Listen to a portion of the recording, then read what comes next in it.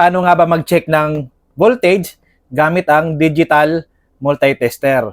So gamit na gamit ito sa bahay nyo. Pag hindi gumagana yung mga appliances nyo, i-check nyo muna yung voltage ng outlet bago kayo tumawag ng technician. Baka hindi naman sira yung appliances nyo, baka nag-trip lang yung breaker. Kaya ngayong video na to ay tuturuan ko kayo kung paano mag-check ng voltage gamit ito.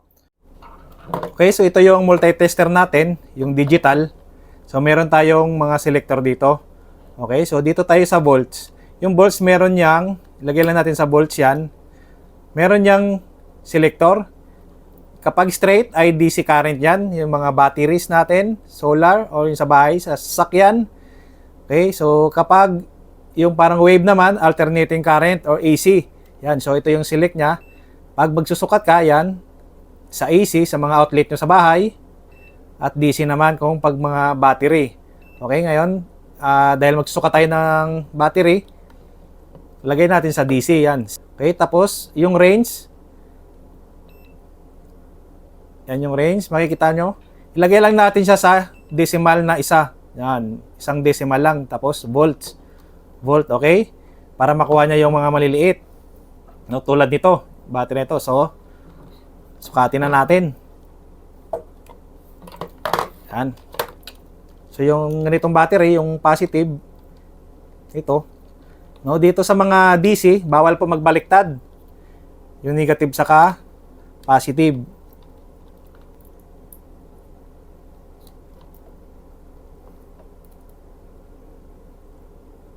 Okay, so may nakuha tayong reading na 1.5 volts. So okay pa siya dahil yung capacity nito ay 1.5. So, bago pa to. Okay, ngayon, check natin tong sa isang battery. Yan yung may positive, yung plus, yung pula. Negative naman yung black. Okay, hindi pwedeng pagbaliktarin. Dahil pag binaliktad mo yan, negative yung reading mo. Okay, so hindi yan. Readingin lang natin. At yung natitirang voltahe niya ay 0.7 na lang, no? 0.8, 0.7 volts. So, nag-discharge na dahil yung capacity nito ay 12 volts. Yan. So, sa katagalan na hindi na-charge, ay na-discharge. Okay? So, ngayon naman ay punta naman tayo sa AC. Okay? So, pag AC,